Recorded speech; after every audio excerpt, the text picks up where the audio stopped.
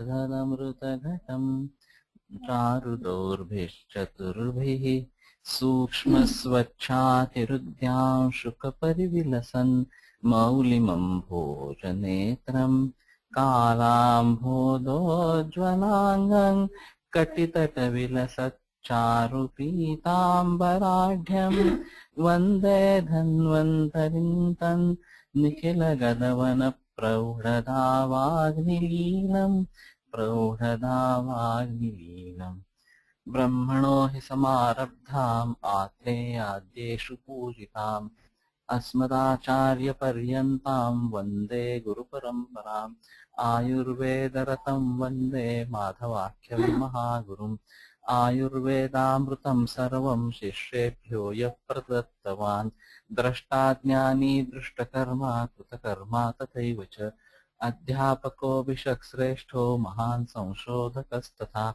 गुणैरेतैः समुदितैः यत्कार्यं प्रतनोति सः समृद्ध्यर्थं हि कार्यस्य वयं नु प्रयतामहे रागादिरोगाः सहजाः समूला येनाशु सर्वे जगतोऽप्यपास्ताः तमेकवैद्यं शिरसा नमामि वैद्याकमज्ञांश्च पितामहादीन्। अथ एकादशोऽध्यायः। अथा तो मात्राशीतीयं नाम अध्यायं व्याख्यास्यामः इति स्महोरात्र्यादेव महोदयः। मात्राशीस्य तो जो पहले बताया गया कि मात्रा में ही अशन होना चाहिए।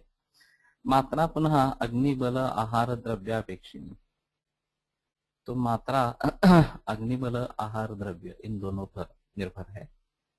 कुक्षेः अप्रतिपीडनम् आहारेण हृदयस्य असंरोधः पार्श्वयोः अविपाटनम् अनतिगौरवम् उदरस्य प्रीणनम् इन्द्रियाणां क्षुत्पिपासोपरतिः स्थान आसन शयन गमन उच्छ्वास प्रश्वास भाष्य संकथा सुखानुवृत्तिः सायं प्रातश्च सुखेन परिणमनम् बलवर्णोपचयकरत्वञ्च इति मात्राया लक्षण। तो ये विस्तार से मात्रा का लक्षण बताया गया है। तो कुक्षी का आहार से प्रतिपीड़न न होना, हृदय में असंरोध इस प्रकार का, पार्श्वयोः अविपाटनम और अनतिगौरवम् उदरस्य ज्यादा भारीपन न होना, तो थोड़ा भारीपन तो होगा इसमें।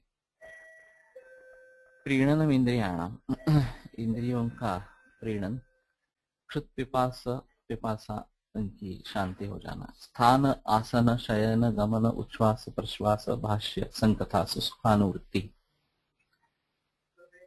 तो ये जो सभी भाव है विहारात्मक, उसमें कहीं भी ऐसा न महसूस होना कि ये पीड़ा उसमें हो रही है। तो सुखानुवृत्ति, सुखपूर्वक ये सभी हो रहा है इस प्रकार का। सायं प्रातश्च सुखेन परिणमनम्, और सायं प्रातः दोनों समय सुख से उसका परिणमन होना। तो इससे थोड़ा सा ऐसा लगता है कि मल प्रवृत्ति वगैरह जो भाव है वो भी दिन में 2 बार होने चाहिए क्या वास्तव में प्राकृत स्थिति। क्योंकि जो प्रात में खाया है वो शाम तक उसका अगर पचन होना है तो उद्गार शुद्धि उत्साह वेगोत्सर्गो यथोचितः, इस सूत्र के अनुसार देखा जाए तो शायद 2 दफा मल प्रवर्तन होना ये ठीक रहेगा।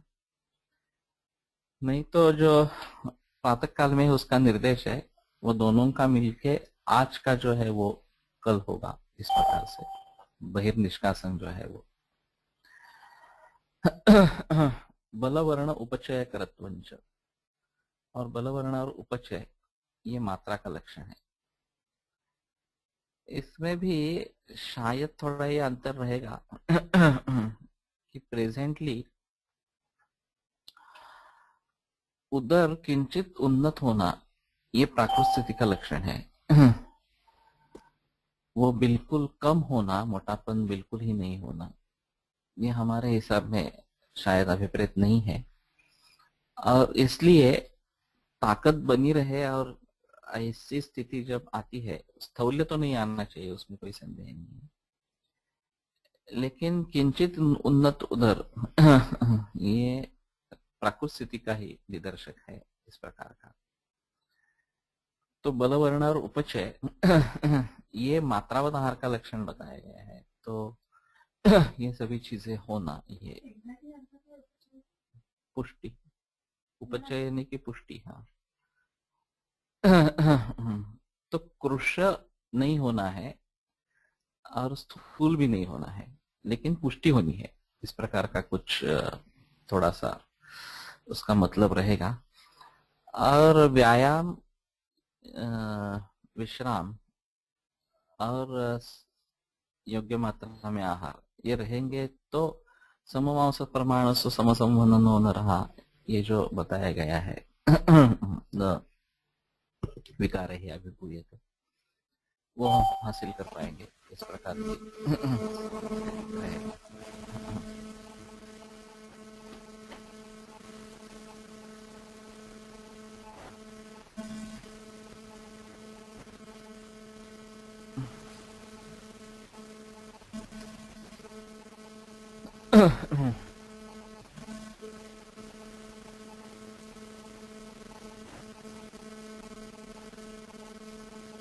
त्रिभाग सौवित्यम अर्ध सौवित्यम व गुरुणाम उपदिश्यते। अपने माइक्रोफोन को म्यूट कर दे। तो गुरु जो पदार्थ है उनका त्रिभाग सौवित्य या अर्ध सौवित्य ये होना चाहिए। तो सौवित्य का मतलब है तृप्ति हो जाना। तो एक तिहाई तृप्ति हो गई या आधी तृप्ति हो गई, इतना ही गुरु पदार्थों का सेवन होना है। लघु ना आप नाति सौवित्यम, और लघु पदार्थ जो है उनका भी ज्यादा तृप्ति तक नहीं खाना है इस प्रकार से।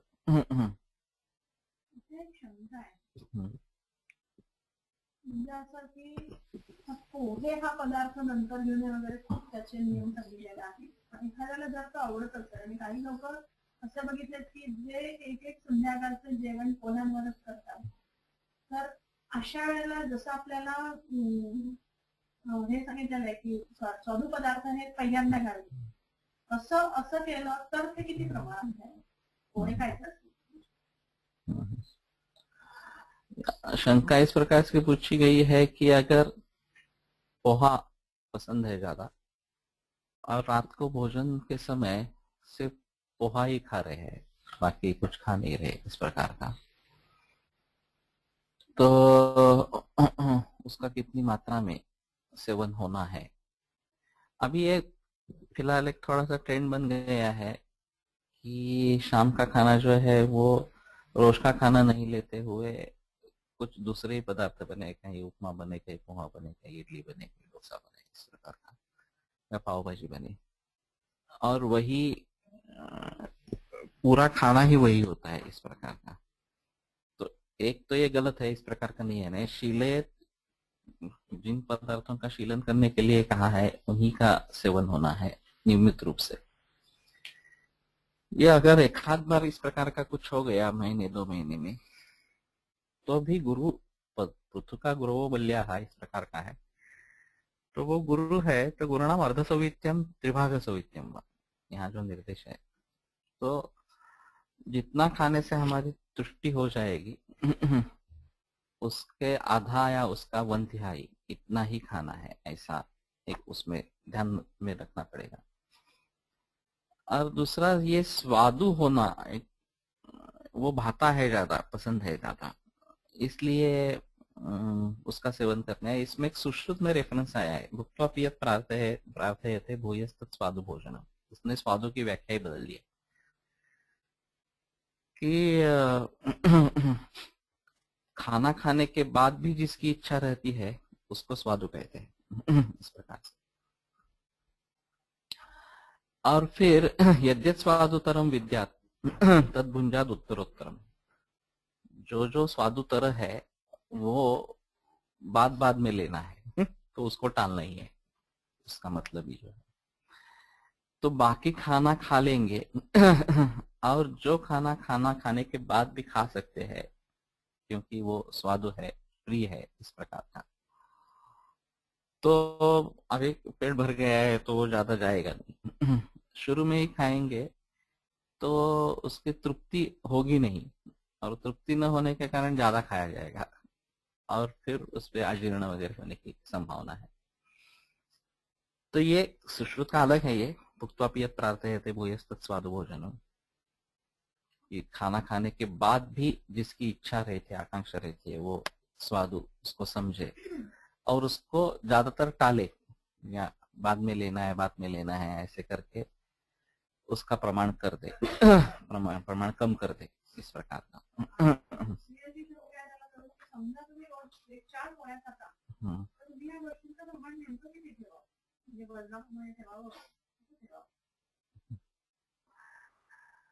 दूसरा सवाल ऐसा था कि हर रोज हमें 4 रोटियां खाता हूँ, ऐसा कुछ है अगर तो वो किसके ऊपर निर्भर करना है कि इतने मुझे खाना है नहीं खाना है वगैरह। तो ये भी हमारी स्थिति कैसी है, अग्नि कैसा है, शरीर की स्थिति क्या है, इसके ऊपर निर्भर रहेगा। तुष्टि पुष्टि बनी रहे, स्थौल्य नहीं आए, कार्य भी नहीं आए और पचन होता रहे, इन सभी चीजों को ध्यान में रखकर डिसाइड करना है। अगर एक ही चीज लेते हैं जैसे कि दाल रोटी दाल चावल रोटी सब्जी, ऐसा ही खाना है और उसमें 2 रोटियां हैं, इतना चावल है, इतनी दाल है, इतनी सब्जी है, ऐसा एक फिक्स्ड है और उससे स्फूर्ति बनी रहती है, वजन बढ़ता भी नहीं है, कम भी नहीं होता है और पचन होने में कोई तकलीफ नहीं है, तो बरसों तक वही करते रहे कोई उसमें परिवर्तन लाने की जरूरत नहीं है उसी से ही स्वास्थ्य बना रहेगा। अगर ऐसा महसूस होता है कि ये भारी हो रहा है और पचन में कुछ तकलीफ हो रही है तो उसको कम करना है। अगर ये महसूस होता है कि नहीं ये कम हो रहा है इस प्रकार का तो उसको बढ़ाना, लेकिन अग्नि कैसा है ये देखकर बढ़ाना इस प्रकार का, नहीं तो अग्नि सुधारने के लिए कुछ चेष्टा करना ये सब चीजें ध्यान में रखते हुए फिर करना पड़ेगा। तो गुरु जो पदार्थ है वो त्रिभाग सौवित्य अर्ध सौवित्य इतनी ही मात्रा में लेने चाहिए। मैंने सुभाष रानडे का एक ऑब्जर्वेशन किया था, वो अपने फिगर को और हेल्थ को मेंटेन किए हुए है और जब भी मैंने उनको सेमिनार्स में ऐसे कुछ जगह पे देखा, वो बहुत ही सीमित खाना खाते हैं जो भी चीज हो थोड़ी सी ले ली बस, बाकी छोड़ दिया, इस प्रकार से। तो अगर दूसरी कोई ऐसी चीजें है भी जिनको लेने के लिए जी करता है, तो सिर्फ उसमें मन के ऊपर काबू रखने का नहीं है, मुझे ज्यादा नहीं खानी है थोड़ी लेने में कोई हर्ज नहीं होगा अगर रोज आप लेते नहीं है उस प्रकार की चीज, तो ये बेहतर तरीका होगा। लघु नापे में नाति सवित्यम, लघु पदार्थ भी ज्यादा तृप्ति होने तक नहीं खाने हैं अनिल अनल गुण बहुलानि ही लघुनि तुल्य गुणत्वात् अग्नि संतुक्षणानि अविधिनाच अल्पदोषाणि। अनिल और अनल वायु और अग्नि महाभूत के गुणों के प्रधान ये लघु है द्रव्य, और वो तुल्य गुण होने के कारण अग्नि संदुक्षण करने वाले हैं। और अगर अविधि पूर्वक लाजा हम ज्यादा खाए भी तो उसमें दादा दोष तो बढ़ेगा नहीं। मिठाई अगर हम ज्यादा खाएंगे, मिष्टान्न ले लेंगे तो दोष बढ़ेंगे ज्यादा, गुरुता ज्यादा आ जाएगी। लेकिन लाजा समझो भी ज्यादा खा ली तो उसमें कोई वैसे आपत्ति आने की संभावना नहीं है। इतराणि तो पृथ्वी सलिल गुण बहुलानि असामान्यात विपरीतानि अन्यत्र व्यायामाग्नि बलात् अग्नि विपरीतानि, इस प्रकार का लेना चाहिए। तो पृथ्वी और जल गुण बहुल बाकी जो द्रव्य है वो, और वो अग्नि से असामान्य होने के कारण विपरीतानि, विपरीत इस प्रकार का है। अन्यत्र व्यायाम अग्निबल, सिर्फ इतना है कि व्यायाम और अग्निबल अच्छा है तो वो चल सकते हैं, नहीं तो वो वास्तव में आवश्यक भी है। अगर आप व्यायाम करते रहते या अग्निबल सचमुच अच्छा है,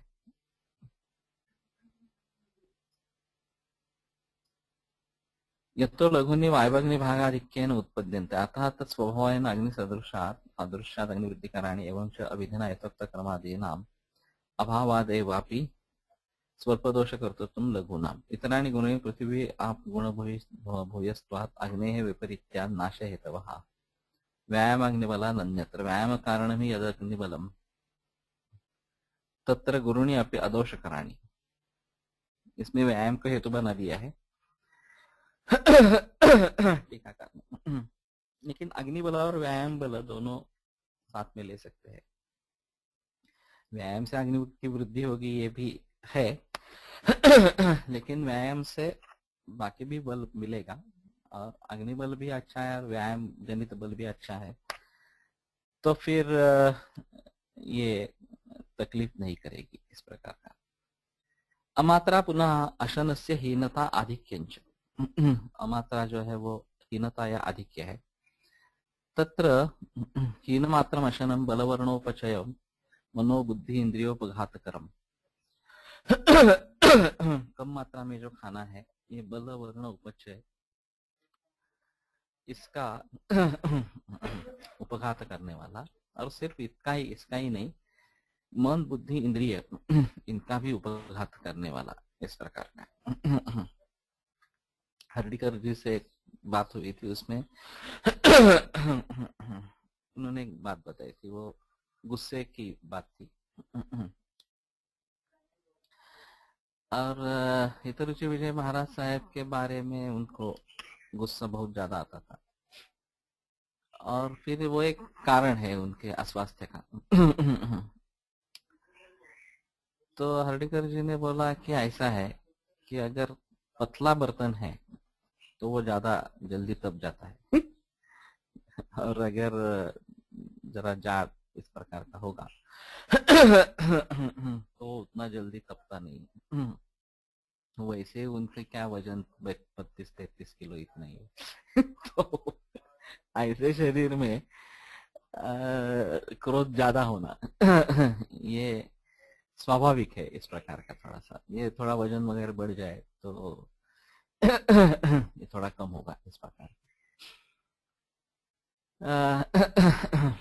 ये बात मायना रखती है। सिर्फ इन्हीं भाव पर क्रोध का होना न होना ये भी नहीं है, स्थूल व्यक्ति भी क्रोधिष्ट हो सकते हैं। ऐसा नहीं है कि स्थूलता है तो क्रोध नहीं आएगा इस प्रकार का। लेकिन इसका तेज ना, मैं बोल रहा हूँ कि स्थौल्य तो आया तो क्रोध कम हो जाता है, ऐसा भी नहीं है।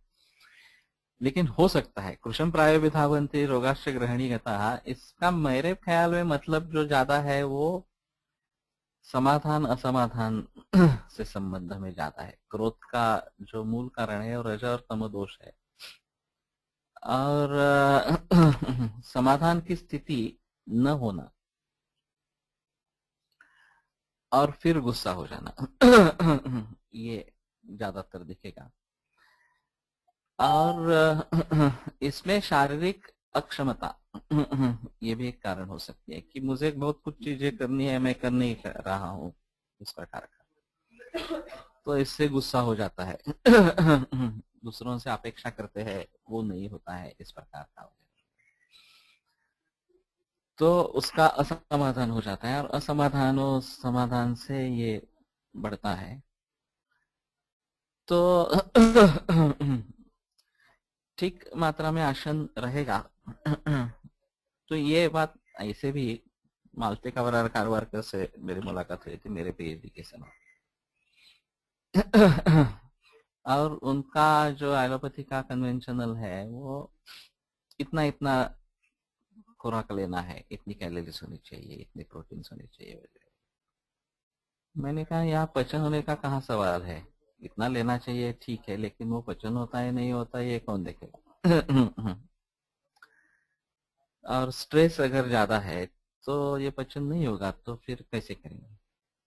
तो उन्होंने इसी प्रकार का जवाब दिया था। वो मुझे भाया नहीं, वो अलग बात है कि नहीं, अगर हमारी इम्यून सिस्टम ज्यादा अच्छे है, हम ज्यादा अच्छे खाते पीते हैं तो स्ट्रेस कम होता है।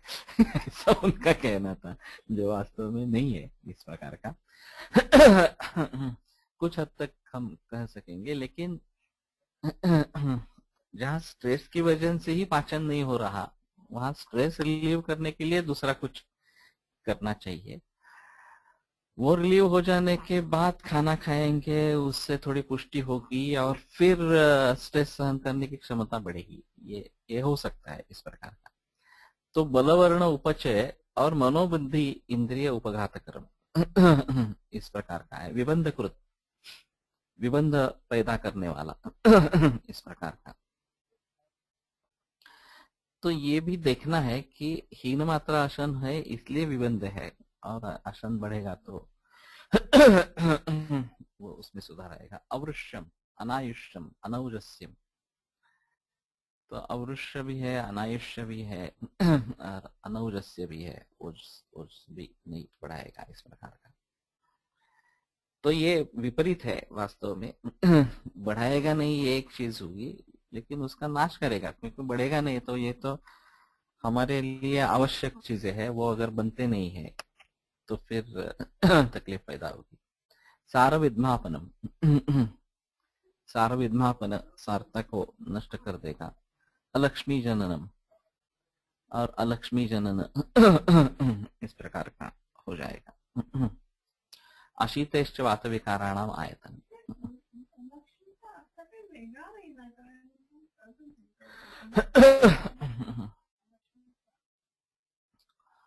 अलक्ष्मी का अर्थ क्या होगा, ऐसा एक थोड़ा सा है, मैंने पहले भी बताया था शायद। लक्ष्मी और अलक्ष्मी ये दोनों पॉजिटिव चीजें हैं।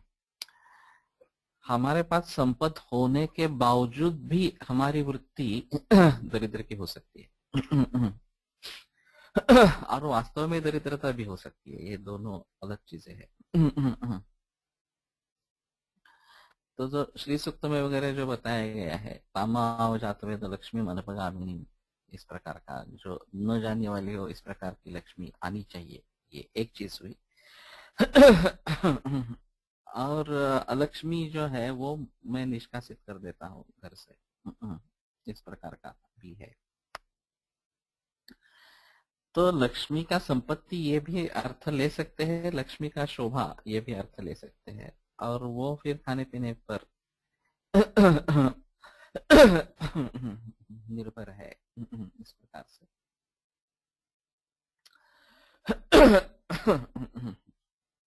तो ये शायद ध्यान, सौंदर्य, कृपण वृत्ती राहते, ये तो होता है कि अगर संपत्ति का उपभोग किस प्रकार से लेवे, ये हमारी आदत की बात नहीं है। तो संपत्ति होने के बाद भी हम उसका आनंद नहीं ले पाते इस प्रकार। तो ये कृपण वृत्ति का परिणाम है। रमेश नांदल ने एक बार बताया था कि बचपन में उनको कृमि की आदत थी, तो पलंग को छोड़ दिया, और फिर अभी आदत ही नहीं बन रही।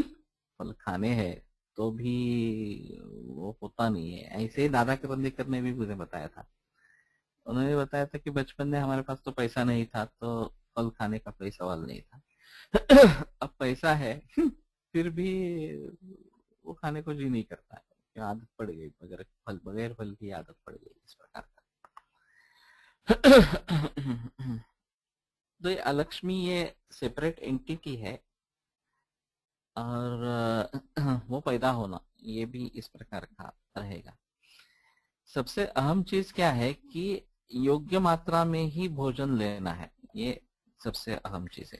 कम मात्रा में लेंगे तो भी प्रॉब्लम है, ज्यादा मात्रा में लेंगे तो और ज्यादा प्रॉब्लम है। और अभी जो चल रहा है वो साधा मिथ्या योग का ही मामला है। हीन मात्रा आसन ये तो है ही, लेकिन जो नहीं लेना है वो ले रहे हैं, उसका शीलन कर रहे हैं, जो लेना है उसका शीलन नहीं कर रहे हैं, वो समय के अनुसार लेना है वो नहीं कर रहे हैं, सौमनस्य नहीं है, तो बाकी सब चीजें है ये सब दिक्कत वाली इस प्रकार की हो गई। तो अलक्ष्मी जनन अशितैश्च वातविकाराणाम आयतनम, और 80 जो वातविकार बताए गए हैं उन्हीं सभी का वो आयतन इस प्रकार का होगा। तेन ही पीड्या अतिमात्रम पुनः सर्वदोष प्रकोपनम आहु। प्रकोपनम होना चाहिए। तो अतिमात्र जो है वो सर्वदोष का प्रकोप करने वाला होता है। तेन ही प्रपीड्यमानाः वातादयो युगपत् प्रकोपिताः कुक्षैकदेशस्थाः तदेव अपरिपक्वम आविश्य विष्टम्भयन्तः अलसकम अभिनिर्वर्तयन्ति। तो उससे प्रपीड्यमान जो वातादि है युगपत् प्रकोपिताः, एक ही समान समय में प्रकोपित होकर कुक्षी के एक देश में तदेव अपरिपक्वम आविश्य, जो अपरिपक्व इस प्रकार का आहार है उसमें प्रवेश करके विष्टम्भयन्तः अलसकम अभिनिर्वन्ते, उसका विष्टम्भ करके अलसक को पैदा करते हैं। सहसा व अधरोत्तराभ्याम मार्गाभ्याम प्रतिचावयन्तः विसूचिका, अथवा दोनों मार्ग से उसको बाहर निकालकर विसूचिका पैदा करते हैं। ये एक्यूट कंडीशंस इस प्रकार की हो गई।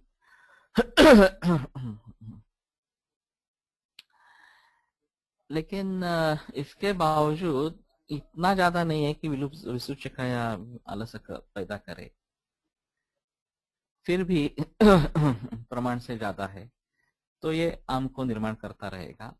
और पहले आम ही अन्न रस में दूसरा अन्न रस जाकर मिलता रहेगा और ये बड़ी प्रोसेस हो जाएगी और वो आगे चलकर विभिन्न विकारों को पैदा करेगी।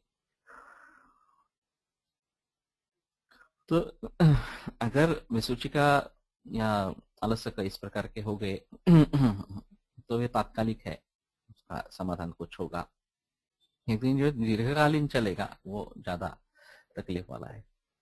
अपिच पयाति नोर्धुम चा नाधस्ताद आहारो न च पच्यते, ऊपर भी नहीं जाता नीचे भी नहीं जाता और पचन भी नहीं होता। आमाशय अलसीभूतः तेन सह अलसक स्मृतः, और आमाशय में ही पड़ा रहने के कारण वो अलसक कहलाते हैं। कई दफा ऐसा होता है कि रात का भोजन खाया है, सुबह सर्दी होती है और जैसा खाया था वैसा ही बाहर निकल आता है, तो ये दर्शक है कि कुछ उसके ऊपर संस्कार हुआ ही नहीं, पचन उसका कुछ हुआ ही नहीं, वो जैसा ले लिया गया वैसे ही स्थित रहा और फिर शरीर ने उसको फेंक दिया। इस प्रकार से विविधैर्वेदनोद्भेदै ही वायवादि वृषकोपतः सूचिभिरेव गात्राणि विद्यति इति विसूचिका। तो इसकी ये व्युत्पत्ति है कि सूची के समान गात्र का वेदन करेगी, इसलिए उसको विसूचिका कहते हैं। विविधैर्वेदनोद्भेदै वायवादि वृषकोपतः, वायवादि वृषकोपतः विविधैः वेदनोद्भेदैः सूचिभिरेव गात्राणि विद्यति। तो वायु आदि के वृषकोप होने के कारण विविध वेदना से गात्र में जैसे सुई चुभती है उस प्रकार वेदना निर्माण होती है उसमें, इसलिए उसको विसूचिका इस प्रकार से कहते हैं। और ये काफी तकलीफ वाली बीमारी एपिडेमिक्स के रूप में आती थी और तकलीफ पैदा करती थी।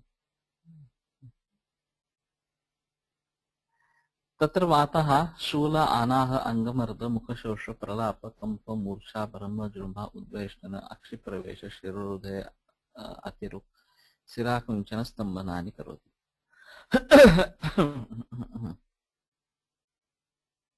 तो इसमें तीनों ही दोष इन्वॉल्व है। और फिर वात कौन कौन से लक्षण पैदा करता है? ये शूल आनाह अंगमर्द मुखशोष वगैरह वगैरह ये सब लक्षण वात की वजह से निर्माण होता है। पित्तम पुनः ज्वर अतिसार अंतर्दाह वैवर्ण तृष्णा मद भ्रम प्रलयानि, प्रलय हम्म, तो प्रलपनानी ये पाठभेद है, इसमें टीका में कुछ देखते हैं।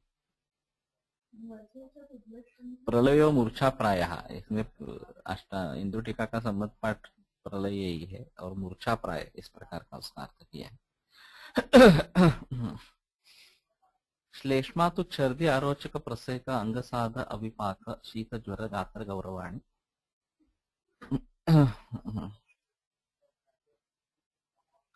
तो कफ के कारण ये लक्षण पैदा होते हैं इस प्रकार। इसमें एक देखने की चीज है कि रोग निर्मित की प्रक्रिया में जो कारण है उसके आधार पर दोषों का प्रकोप होता है। प्रकोप होने के बाद वो कहाँ पे स्थान संशय करते हैं और किस प्रकार का रोग निर्माण होगा, ये उनका स्थान संशय कहाँ पे होगा इसके ऊपर निर्भर है। और फिर रोग के प्रकार के रूप में लक्षण आते हैं, वहां फिर से दोषों का संबंध आ जाता है। तो अगर वात प्रधान है तो ये लक्षण होंगे, पित्त प्रधान है ये लक्षण होंगे, इस प्रकार का।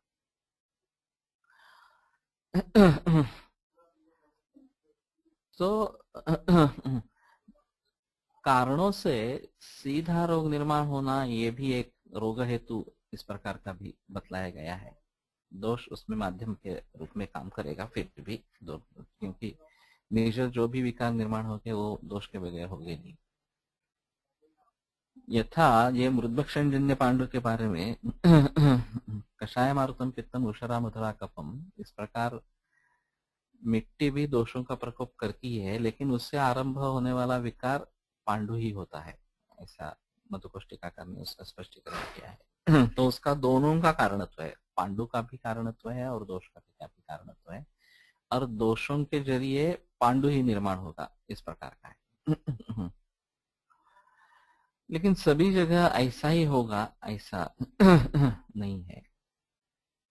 जो भी कारण है उनका एनालिसिस करके वो साक्षात रोग के हेतु है, वो साक्षात कारणों दोष के हेतु है, दोनों के हेतु है, इसके ऊपर वो कौन सा रोग बनने वाला है ये निर्भर होगा। और फिर वो सीधा दोष रोग को निर्माण करेंगे तो भी वो बीच में दोषों का व्यापार आना ही चाहिए। लेकिन अगर दोष बढ़ते हैं, ये अभी निश्चित नहीं हुआ है कि कौन सा व्याधि उत्पन्न होने वाला है, तो यत्र संग खवैगुण्य व्याधि स्तोत्र हो जाए थे, खवैगुण्य या स्ववैगुण्य ये जो पाठभेद है उनके आधार पर कहाँ पे स्रोतोरोध किस प्रकार का हो जाएगा, संग हो जाएगा दोषों का, उसके ऊपर कौन सा व्याधि बनेगा ये निर्भर होगा। और फिर उसके आधार पर उसके आगे चलकर किस दोष का प्राधान्य है उसके आधार पर लक्षण कौन से रहेंगे या प्रकार उसका कौन सा हो जाएगा, ये होगा। और निदान को भली भांति हम देखें तो ये काफी दिक्कत वाला मामला है।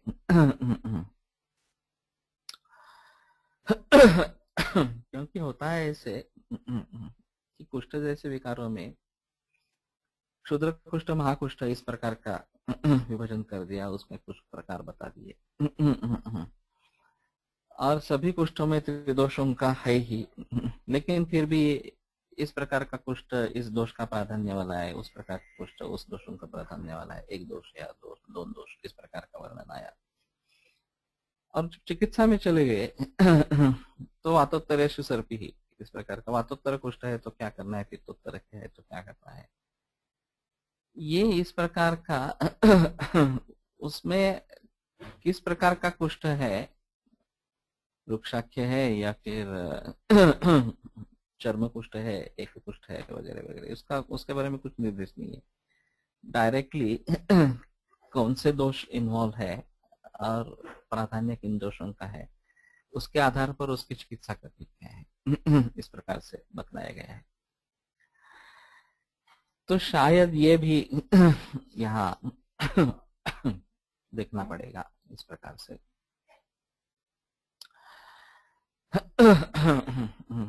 तो पीड्यमाना ही वाताध्या युगपत्यन को पिता वास्तव में तीनों दोषों का प्रकोप है, फिर भी उसमें तारतम्य रहेगा। और वात ज्यादा प्रबल है तो ये लक्षण होंगे, पित्त ज्यादा प्रबल है तो दूसरे लक्षण होंगे, पित्त वाले लक्षण। कफ ज्यादा प्रबल है तो उसके लक्षण होंगे। लेकिन पहले ये डिसाइड हो चुका है कि अभी ये व्याधि निर्माण होने वाला है, और फिर उसमें दोष के अनुबंध के अनुसार ये लक्षण होंगे इस प्रकार का। तो चिकित्सा जो रहेगी वो अलसक की चिकित्सा रहेगी वास्तव में, और फिर दोष के मुताबिक उसमें परिवर्तन इस प्रकार का आएगा। लेकिन जो मुख्य अधिकार रहेगा वो रोग का अधिकार रहेगा। और ऐसी स्थिति नहीं है कि साक्षात व्याधि की निर्मित हुई है, दोषकों का प्रकोप हुआ है, लेकिन कहीं स्थान संशय वगैरह इस प्रकार का नहीं हुआ है। और फिर जो दोष के लक्षण है वृद्ध दोष के या प्रकुपित दोष के इस प्रकार के स्वाप इस प्रकार के हो या वायु के वृद्धि के लक्षण इस प्रकार के हो, तो उसमें सिर्फ दोष की चिकित्सा करके फायदा रहेगा, व्याधि का अधिकार उसमें नहीं रहेगा। तो ये सब कौन सी स्थिति है ये ध्यान में लेना जरूरी इस प्रकार का रहेगा। विशेषतस्तु दुर्बल से अल्पवन्य है, दुर्बल व्यक्ति है, अल्पवन्नी है, बहुश्लेष्माण श्लेष्मणो वातमूत्र पिरीश वेग विधारिण, कफ ज्यादा है, वातमूत्र पुरुष इन वेगों का विधारण करने का उसका स्वभाव है। अन्नपानम अनिल प्रपीड़ितम श्लेष्मणा विबुद्ध मार्गम, तो अनिल प्रपीड़ित अन्नपान श्लेष्मणा विबुद्ध मार्ग, कब से उसके मार्ग का अवरोध हुआ है। अलसत्वात् अबहिर्मुखयोवत् छर्दति सार वर्जानि यथोक्तानि शूलादीनि उपजनयति अतिमात्रा है। सहा तो विबुद्ध मार्ग होने के कारण वहीं पे स्थित होने के कारण अबहिर्मुखी भवत, बाहर न जाने वाला होकर, छर्दी अतिसार वर्जानी शूल इत्यादि जो लक्षण है वो अतिमात्रा में पैदा करता है। तो वास्तव में रोग ये भी बहुकारण योगजन्य भाव है, बहुत सारे कारणों से मिलते हैं। यह दो प्रकार दिखाई देते हैं कि कारण कौन कौन से है, कितनी मात्रा में हुए हैं, कितनी काल से चले आ रहे हैं, ये एक चीज हुई। और व्यक्ति विशेष भी ध्यान में लेना जरूरी है। मैंने जब लक्षण कोश में लक्षण एंटिटी जानने की कोशिश की थी, तो उसमें कौन कौन से भाव सम्मिलित है उसमें एक अवस्था ये महत्वपूर्ण चीज है, और वो मरीज की अवस्था या उसकी व्यक्तिगत स्थिति ये भी इसमें काम होती है। तो दुर्बल है, अल्पवन्नी है, ये सब उसके विशेषण है। बहुश्लेष्मा है, पुरुष वातमूत्र पुरुष वेग विधारण, इस प्रकार के व्यक्ति में इस प्रकार का ज्यादा खाना खाया और वो अनिल प्रपीड़ित होकर कफ के मारकर कफ से मार्ग का अवरोध होकर वही नहीं निकल रहा है इस प्रकार का।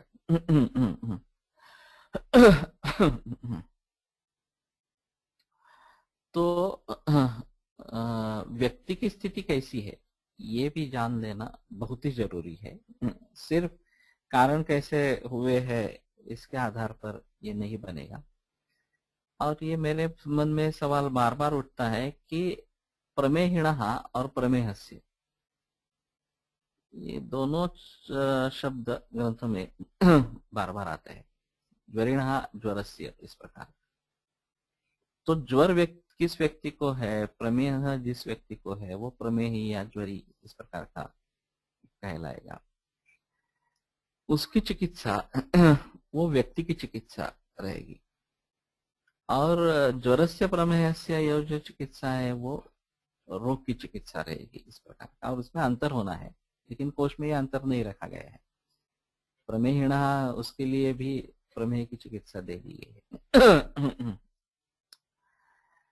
उतनी बारीकी से देखा नहीं गया उस समय में। लेकिन वास्तव में व्यक्तियों के विशेषण क्या है और रोग के कारण या उसके लक्षण, उसके बारे में जो विवेचन रहेगा ये क्या रहेगा, ये देखना पड़ेगा। और ये अलग अलग भाव है फिर भी इकट्ठा हुए हैं।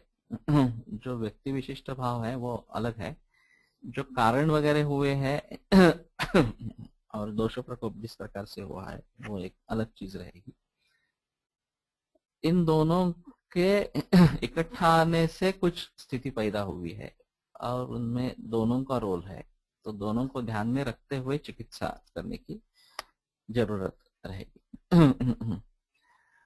अतिमात्र दुष्टास्तु दोषाः प्रदुष्ट आमबद्ध मार्गाः तिर्यक् गच्छन्तः कदाचित् अस्य न शरीर शरीरं दंडवत् स्तंभयन्ति तथा तम अलसकम असाध्यम भवति। यदि अतिमात्र दोषों का प्रकोप है, प्रदुष्ट आमबद्ध मार्गाः, दुष्ट प्रदुष्ट है और आम से बद्ध उसके मार्ग है, तिर्यक् गच्छन्तः और फिर वो उनको तिर्यक गति इस प्रकार की प्राप्त होती है। ऊर्ध्व भी नहीं जा सकते, अधो भी नहीं जा सकते, वो तिर्यक गत हो जाते हैं। कदाचित तस्य शरीरम दंडवत् स्तंभयन्ति, तो उसको अलसक असाध्य इस प्रकार का कहते हैं। मैंने जो एक बार पीछे महसूस किया था वो हीरोइन या मारिजुआना ऐसा ड्रग एडिक्ट मरीज था, उसने वो अचानक छोड़ दिया और उसका पिता मेरे पास आया था कि वो बहुत ही बेचैन है, आप कुछ दवा दे सकते हैं क्या, इस प्रकार से। उसका जो वर्णन उन्होंने बताया था वो बताया कि वो बिल्कुल काठी जैसा हो गया है हाथ और पांव कड़क है बहुत और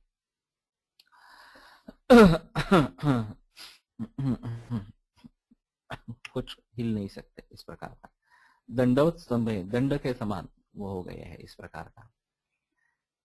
तो मैंने तो उस समय में ऐसा सोचा कि ठीक है ये डी एडिक्ट होने के प्रयास में ये हुआ है इस प्रकार का, और मनक्षोभ बहुत ही ज्यादा था और वो चेसिंग करके लेता था। तो मैंने दशांग लेप उसमें घी डाल के उसका धूम्रपान करने के लिए उसको कहा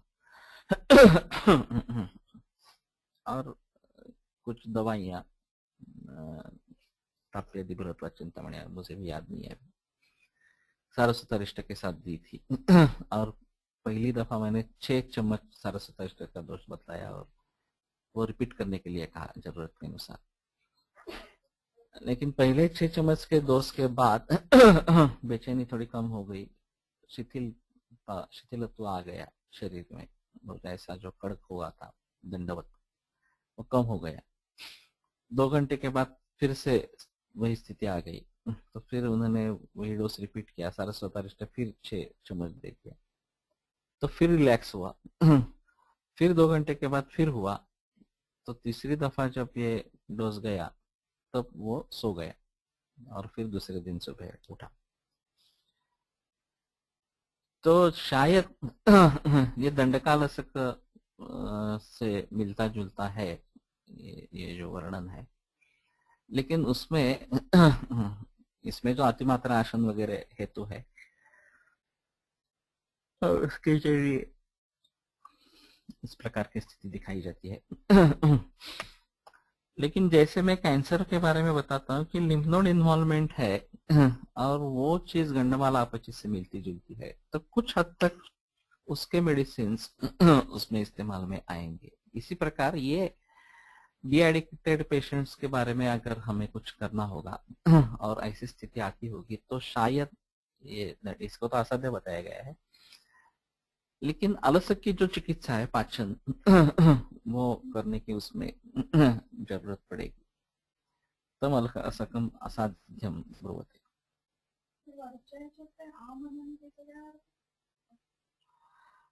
दुष्ट दोष है और आम भी है, और आम से स्रोतरोध है। दोषा दुष्टाम बद्धका। नहीं नहीं मुझे अभी जो आमोदशम आमोनिशम आमदंती हाँ, उसको आमविष कहते हैं। कुठं आलं याच्यामध्ये? मुझे अभी वाला ए, अभी वाला हो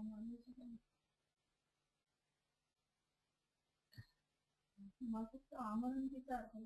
अमनंती मानते हैं इस प्रकार। पण हाँ ये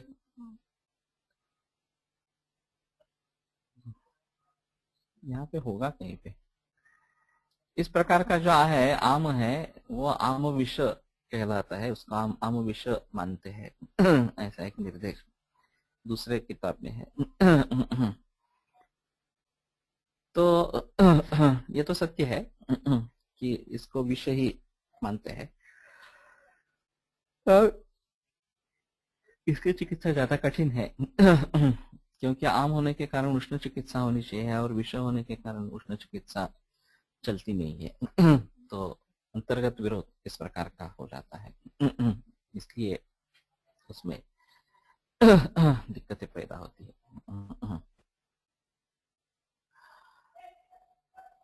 विरुद्धाध्यशन अजीर्णशीलेन पुनः आमदोषम आमविषम आगे है। आमदोषम आमविषम आमनंत। विरुद्धाध्यक्षना अजीर्णशील इस प्रकार का है। इस बार बार ये ऐसे ही करते, वास्तव में अभी सभी समाज ये कर रहा है। विरुद्ध अध्यक्षना और अजीर्ण, इसका शीलन ही हो रहा है। तो उसके जो आम दोष है उसका आम विषम आमदंती, विष सदृश लिंगत्व, क्योंकि वो विष सदृश लक्षण दिखलाता है।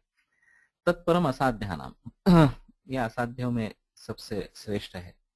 आशुकातया विरुद्धोपक्रमत्वाच्च, एक आशुकारी है और विरुद्धोपक्रम है। विरुद्धोपक्रम के बारे में ये इन्होंने शायद टीका करने में लिखा होगा।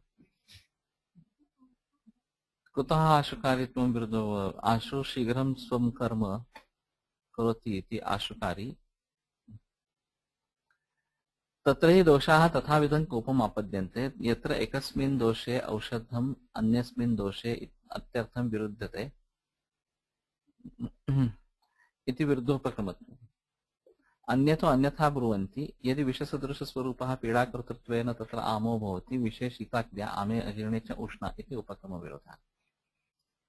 ये पहले वाला मुझे तो नहीं पसंद है कि दोषों का उस प्रकार का कोप होता है कि एक दोष के लिए कुछ दवा करेंगे तो दूसरे दोष के लिए अहितकारक इस प्रकार की है। दोषे अत्यर्थम विरुद्धते इति विरुद्धोपक्रमत्वम्। सुश्रुत ने वो जो बतलाया है यद वायो पथ्यम तत् अहितम पित्तस्य, इस प्रकार का। तो उनका कहने का है कि एक ही चीज पथ्य ही है अपथ्य ही है ऐसा नहीं बता सकते हैं, इस प्रकार का। एकांतता हित एकांतता अहित। और फिर समाधान उसका किया है कि दोनों चीजें वास्तव में सही है। एकांतता हित ये भी है और कुछ दृष्टिकोण से हित कुछ दृष्टिकोण से अहित ये भी चीजें है, इस प्रकार का।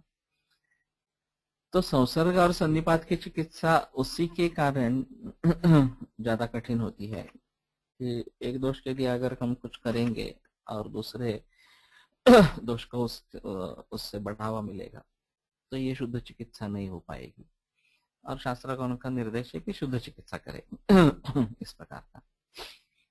और खास करके संधिपात में यह अवस्था देखी जाती है और उसको भली बात है ठीक करना ये दुष्कर कर्म होता है। तो जो दूसरा जो एक्सप्लेनेशन है कि आम के लिए पाचन चिकित्सा चाहिए और विष के लिए शीत चिकित्सा चाहिए, दोनों चिकित्सा साथ में नहीं कर सकते कि आशुकार्यतया विरुद्धोपक्रमत्वाच्च न च केवलं मात्रेया एव कृष्णम् आहारफलम् अवाप्तुं शक्यं स्वभावादेनां भिन्नफलत्वात्। और सिर्फ मात्रा के ऊपर आहार का फल नहीं निर्भर है, क्योंकि स्वभाव आदि जो फैक्टर्स है वो भिन्न फल उसका है। तो ये जो आहार विधि विशेषायतनानि है, अष्टवाहार विधि विशेषायतन या सप्ताह आहार कल्पना हेतु ये जो बताए गए हैं उन सभी को ध्यान में रखते हुए फिर उसके बारे में सोचना पड़ेगा, इस प्रकार का है।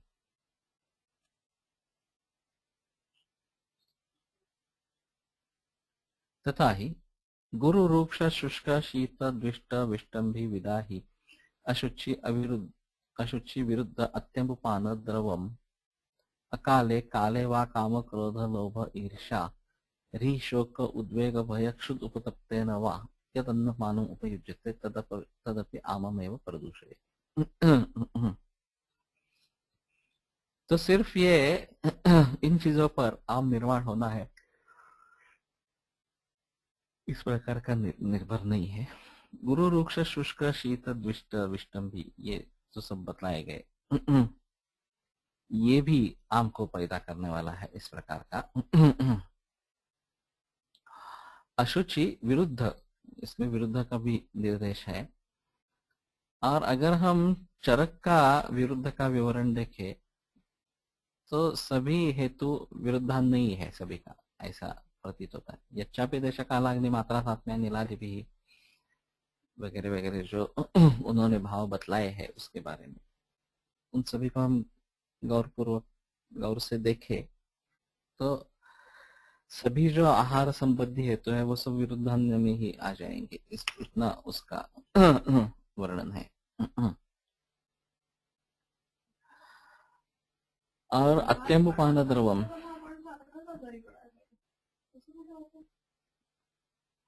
अग्निबल और व्यायाम बल ये जब तक ठीक है, व्यायाम बल नहीं है अभी। अग्निबल जब तक ठीक रहेगा तब तक बीमार नहीं होंगे। जब अग्निबलहीन हो जाएगा तो बीमारियां बढ़ जाएगी, इस प्रकार का है।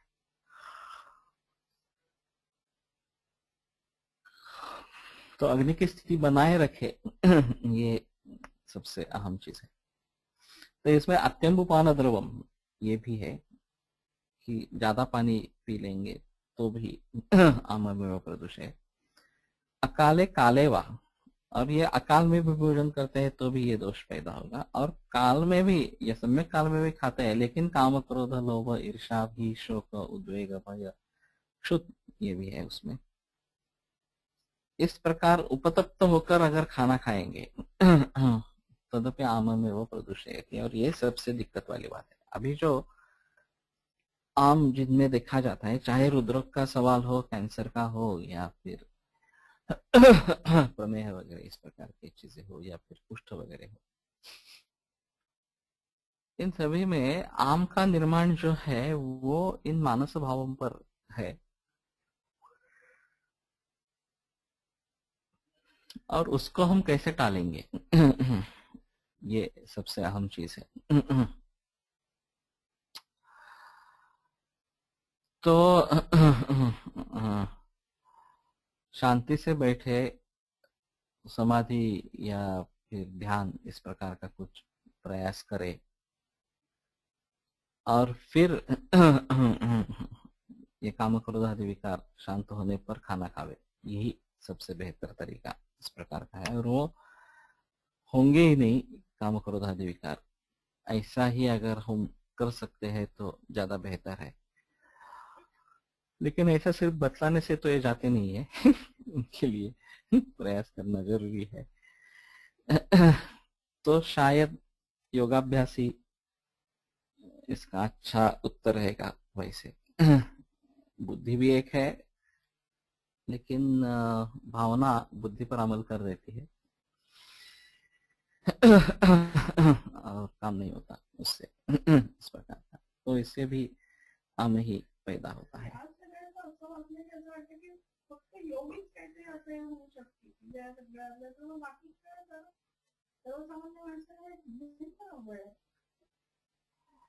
एक सवाल इस प्रकार का भी है कि अगर योगी है तो भी ये समझ सकेंगे अपने आप को, और बाकी लोगों के लिए तो ये आम जनता के लिए पॉसिबल नहीं है, कठिन बात है इस प्रकार का।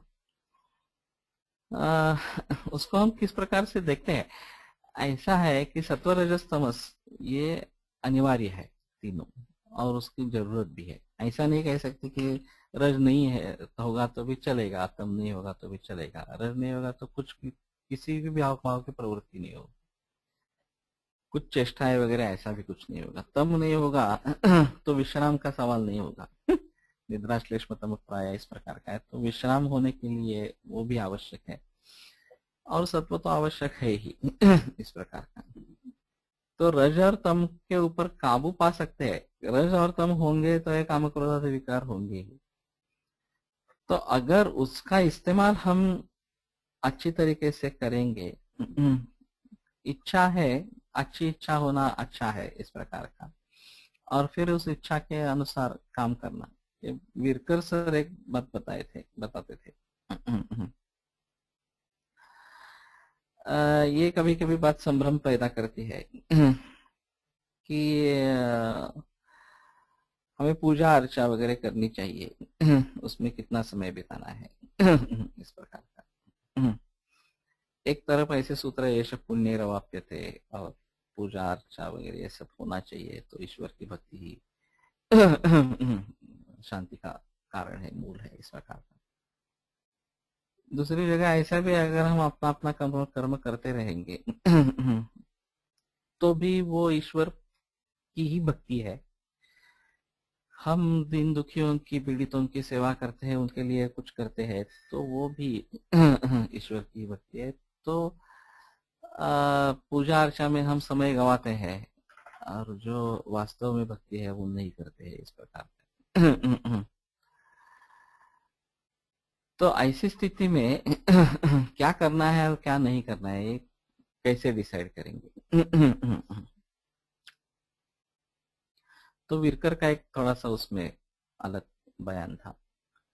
वो बोलते थे ये स्टेजेस है कि दूसरों का बुरा चिंतन करने से भला है कि न्यूट्रल रहे कि कम से कम दूसरों का बुरा तो नहीं सोचेंगे। न्यूट्रल रहने से बड़ा बेहतर है कि दूसरों का भी भला करेंगे। इसमें स्वार्थ भी होना है तो भी ठीक है, दूसरे का भी भला होता है, हमारा भी स्वार्थ होता है तो भी ठीक है, और उससे आगे चलकर दूसरों का भला होता है, हमारा न्यूट्रल रहता है, हमारा कुछ फायदा नहीं होने वाला, तो भी ठीक है, और मुझे क्षति पहुंचती है फिर भी दूसरों का भला होता है, वो उसके भी ऊपर हो जाएगा इस प्रकार। लेकिन किसको क्या भाता है ये उसके ऊपर ये करना या नहीं करना इस प्रकार का है। तो उसी प्रकार चोरी करना वगैरह जो है, उसके बावजूद बेहतर है कि हम कुछ नहीं करें उससे भी बेहतर है कि कुछ तो करे, पूजा अर्चा तो करे, ऐसे ही समय मत गवाए। उससे बेहतर है कि ठीक है, अगर रुग्ण सेवा ही हमारी सेवा है तो वही करते रहे, फिर पूजा अर्चा में उतना समय नहीं दे पाएंगे तो ज्यादा तकलीफ वाली बात नहीं है इस प्रकार का। और दूसरी जगह ऐसा भी है कि अगर ये एक भली भांति करते हैं, पूजा अर्चा वगैरह करते हैं, उसका कुछ संकल्प करते हैं, और इतना इतना 24 लाख अगर गायत्री का जप हो जाता है, तो इनका पटवर्धन, अन्ना साहब पटवर्धन का कहना था कि उनके सामने वो मरीज का शरीर दिखाई देता था और वो बताते हैं कि किडनी में स्टोन्स है, एक्सरे निकालो, इस प्रकार का। तो ये एक सिद्धि है उसके जरिए आने वाली। हमें उस प्रकार की सिद्धि अगर चाहिए तो हमें समय निकाल कर गायत्री का जप करना पड़ेगा, नहीं तो वो कैसे होगा इस प्रकार से। तो इसका बैलेंस किस प्रकार से, सभी का मतलब इतना ही है कि मुझे क्या पसंद है, मुझे क्या भाता है, और मुझे क्या करना है हासिल क्या करना है, और मेरी समझ क्या है इन सब चीजों को ध्यान में रखकर किस मार्ग पर चलना है ये डिसाइड करना पड़ेगा इस प्रकार से। तो काम क्रोधादिकों के तरफ हम अगर इसी प्रकार से देखें ये होने ही वाले हैं, लेकिन इच्छा होनी है तो अच्छी इच्छा करे ये कम से कम। इसमें परार्थ की भी इच्छा हो, सिर्फ स्वार्थ की इच्छा न हो। चाहे हम मेरा कुछ भी हो जाए लेकिन दूसरों की सेवा हम करेंगे। बाबा आमटे जैसे सभी लोग तो नहीं हो सकते। सभी कुछ छोड़कर महारोगी उनकी सेवा करना है इस प्रकार का। लेकिन कम से कम हाँ, जो ऐसे करने वाले हैं उनकी हम सहायता करेंगे, ऐसा भी हो सकता है तो भी ठीक है। मुझे खुद कुछ करना है या फिर दूसरे जो कर रहे हैं उनकी सहायता करना है वगैरह वगैरह। तो ये विविध स्टेजेस है, अवस्थाएं हैं। हमारा ज्ञान, हमारा अनुभव, इसके ऊपर ये सब रहेगा। क्या करना है क्या नहीं करना है इस प्रकार का। तो कामक इच्छाही नको आणि गुंतवणूकही नको. म्हणजे चांगलं असो हे असो काही असो तुम्ही कर्म केलं ऐसा होता नहीं है ना। चांगलं म्हणतात की तुम्ही ईश्वराची भक्ती करताना म्हणता मला हे मिळू दे ते मिळू दे, हे चुकीचं आहे. मी कर्म केलं, तुला करायचं तर तू कर, अशी दृष्टी घ्यायला पाहिजे. नहीं, उसमें सकाम उपासना और निष्काम उपासना ये दो चीजें है। तो ये इनका भी ऐसा कहना था कि निष्काम उपासना ज्यादा अच्छी है। लेकिन कुछ बुरा करने से बेहतर है कि सकाम उपासना करे। तो कम से कम दूसरे का बुरा तो नहीं चिंतन करेंगे कि ठीक है मुझे ये होना है, ये मुझे होना है, ये क्षमे क्षमे जो है रुद्र में वगैरह ऐसा कुछ। तो मुझे धन चाहिए, पशु चाहिए, ये चाहिए वो चाहिए, इस प्रकार का क्यों है इस प्रकार का। तो इसमें स्वार्थ है, ठीक है। जब तक वो स्वार्थ दूसरों में बाधा नहीं निर्माण करता तब तक ठीक है। लेकिन ऐसी स्थिति हो जाती है कि हमारा स्वार्थ दूसरों के लिए नुकसान पहुंचाने वाला है, तो इस प्रकार का स्वार्थ नहीं होना है। ऐसे बारे में तो सोचे। तो मेरे ख्याल में मैंने किताब में ये जिक्र किया है, मेरी कैंसर वाली किताब में मानस भाव के ऊपर, जहां मैंने लिखा है सद्वृत्त के बारे में, कि काम क्रोधादि विकारों को हम विकार समझकर नहीं उससे डील करें। ये हमारे अविभाज्य अंग है। तो सिर्फ उसको भली भांति इस्तेमाल करना उन सभी का, और हमारी प्रगति उसमें हो जाए ऐसा देखना, ये जरूरी है। क्रोध भी, अगर हम क्रोध से कुछ सीख जाते हैं कि हाँ इस प्रकार का मुझे क्रोध आया, इस प्रकार की परिस्थिति थी इसलिए मुझे क्रोध आया, तो मैं परिस्थिति में सुधार लाने के लिए मैं क्या करूंगा, और उसके मुताबिक स्टेप्स लेना। सिर्फ आग बबूला होने से क्या होगा, क्रोध करने से वो तो कुछ नहीं होगा, वो अपना ही नुकसान होगा, दूसरों का भी नुकसान होगा। लेकिन उसका हम एनालिसिस करते हैं। हाँ,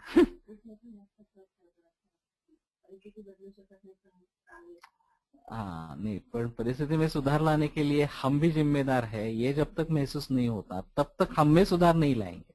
और जब खुद में सुधार नहीं लाते दूसरों को क्या सुधर सकते हैं, नहीं सुधर सकते।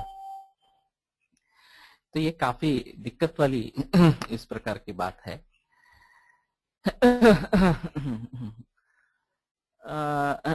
शांति से सोचना है, इसलिए मुझे लगता है वो विपश्यना का जो है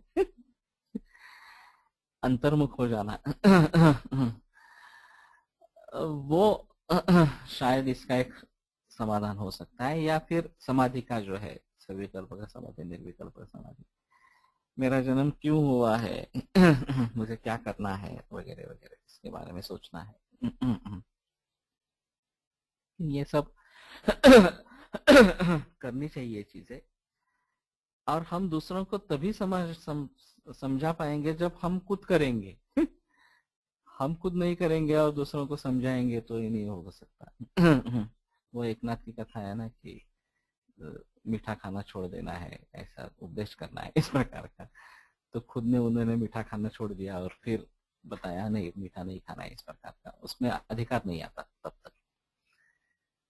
तो हमारा अधिकार बने इसलिए हमें कुछ करना है, या हमें इन सभी से मुक्ति पानी है इसलिए हम कुछ करें।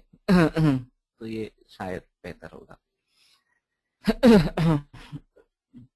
तो मेरे ख्याल में यहाँ पे यहाँ आगे चिकित्सा शुरू होती है। हाँ हाँ हाँ, अगर खाल मुझे अति क्षुधिता है, बहुत क्षुधा है और उसमें खाना खाया तो भी हजम नहीं होता है, तो उसमें उष्णम अल्पंच भोजन ऐसा है। बहुत खूब लगी भूख लगी थी और इसलिए बहुत खाना खाया खाना है, ऐसा नहीं है। वो अग्नि उत्तेजित है फिर भी दुर्बल है। एक और अलग अवस्था है कि अग्नि उत्तेजित भी है लेकिन पचन करने में सक्षम नहीं है।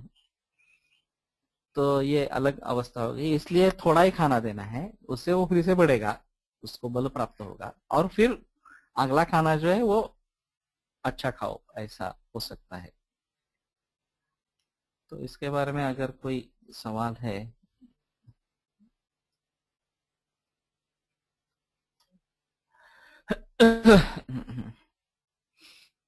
तो पूछे।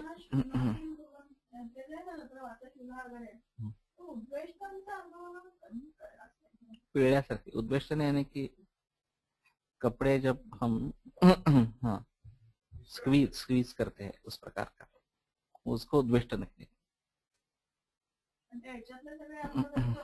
जो वस्तुमित वस्तु आर्द्र कपड़ों से ढका हुआ या बंधा हुआ वस्तुमित कहते हैं। तो किसी को कुछ सवाल नहीं है?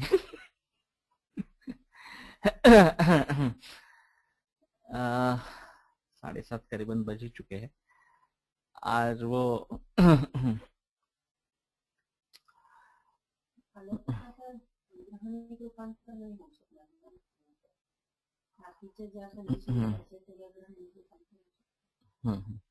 अलसक का ग्रहण में रूपांतर होगा या नहीं होगा, इस प्रकार का सवाल है।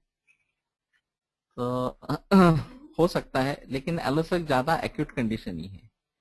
ये जो आम वाली चीज बताई बाद में वो ग्रहणी में जाएगा, वो उसमें कोई संदेह नहीं। लेकिन इसमें भी वही है पचन से सम्यक न अन्न से आजीर्ण से सम क्रोधा कालतः अन्न सेवन काले दैन्यम कालतः अन्न सेवन काले द्वेषः प्रकर्षण कालतः अन्न सेवन काले भयम कालतः अन्न सेवन काले। तो कम से कम ये अगर स्थिति बनी रहती है दिन भर में भी पूरे, ऐसा अगर मान लेते हैं क्रोध की स्थिति बनी रहती है, दैन्य की रहती है, द्वेष की रहती है, तो कम से कम खाना खाते वक्त तो ये नहीं होनी है ताकि पचन भली भांति हो। तो उस हिसाब से देखा जाए तो कम से कम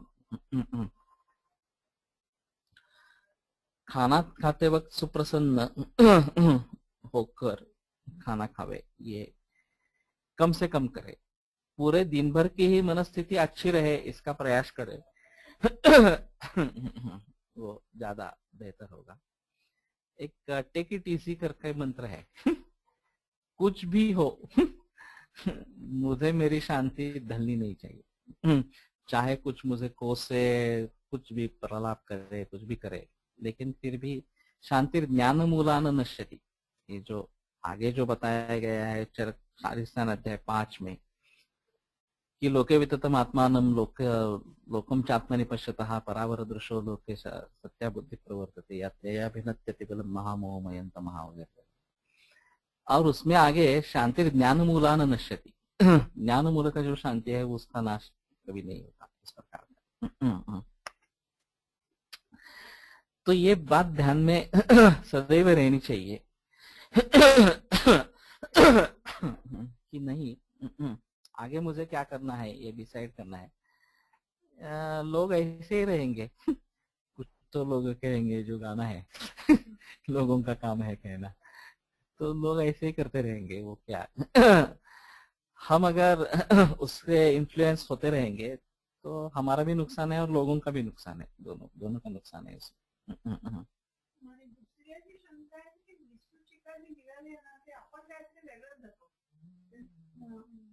कॉलरा नहीं, पण उसमें कॉलरा के एपिडेमिक्स अभी दिखाई नहीं देते, लेकिन सूचिभिर्वेग आत्राण ये लक्षण होता था। उल्टी और जुलाब होना ये मेजर है उसमें, द्रवमल प्रवर्तन, अतिसार और छर्दी दोनों लक्षण साथ में इस प्रकार का। और वो बहुत ही एक्यूट कंडीशन थी, और जब ब्रिटिशों के जमाने में ये हुआ था तो उन्होंने बलपूर्वक क्वारंटाइन वगैरह सब किया था उस एपिडेमिक को रोकने के लिए इस प्रकार का। लेकिन ये लक्षण सूचिभिर्वेग आत्राण उनमें दिखाई दिया था। और गुणेश शास्त्री का ये कहना है कि ताम्रभस्म इसमें बहुत अच्छा काम करता है, पिटके आते हैं ऐसा जो बोलते हैं उसमें, और वो बहुत ही कम मात्रा में ताम्र देने से भी फायदा होता है। जैन जागीरदार का एक अनुभव उसने बताया था कि उसमें पीढ़ियों से दवाखाना उसका चल रहा है, लेकिन बीच में एक परंपरा खंडित हो गई, और जब उसने दवाखाना फिर से शुरू किया तो पिकअप नहीं ले रहा था।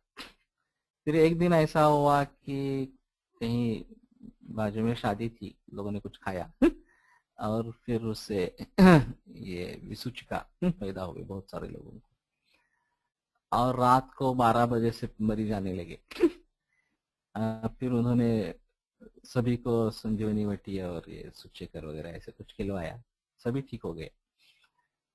और फिर दूसरे दिन पूरा दवाखाना भर गया मरीजों से। तो एक टर्निंग पॉइंट हुआ उसके क्लिनिक का, और फिर आप पीछे मुड़कर उसने देखा नहीं इस प्रकार का। तो मालूम नहीं ये इस प्रकार का एपिडेमिक भी किसके लिए। चिकनगुनिया बहुत सारे लोगों को फायदेमंद हुआ है, खास करके एलोपैथिक प्रैक्टिशनर्स को, जीपी को, और उनके बंगले बने हैं चिकनगुनिया के ऊपर।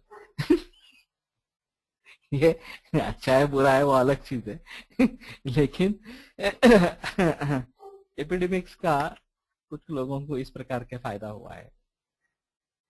तो मेरे ख्याल में अभी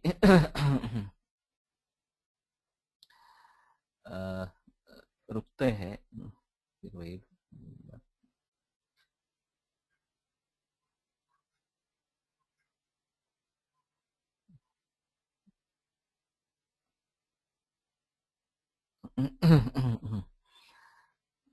so, अगर किसी को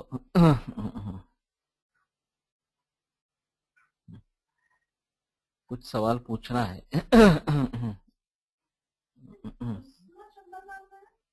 कृष्ण म्हणजे संपूर्ण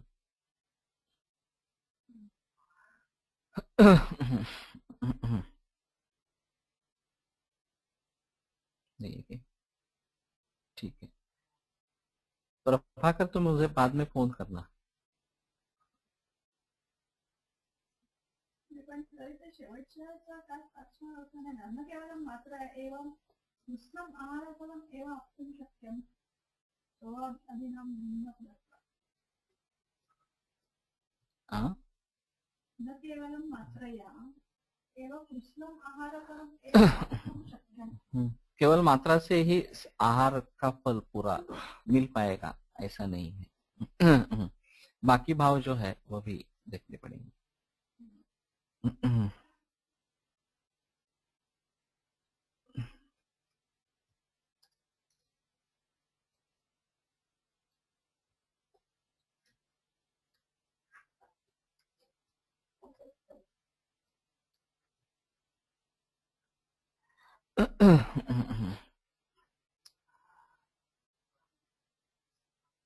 तो प्रार्थना कर लेते हैं। आयुर्वेद प्रकांडो निगदित इह हि शल्यतंत्र प्रधानः शीर्षेभ्यः शाश्वतोऽयं निखिल जन कृपा व्याप्त चित्तेन येन आयुर्वेदस्य वाञ्छन् पुनरपि भुवने ताञ्च सुष्ठु प्रतिष्ठां श्रेष्ठं धन्वन्तरिं तं प्रणमति च सदा वैद्यवर्गो हि नूनम् वैद्यवर्गो हि नूनम्।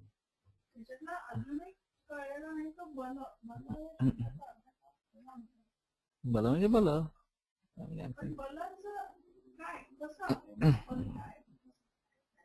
बलम व्यायाम शक्त्या परीक्षेत। आता मग ग्रंथ रेफरन्स आहे।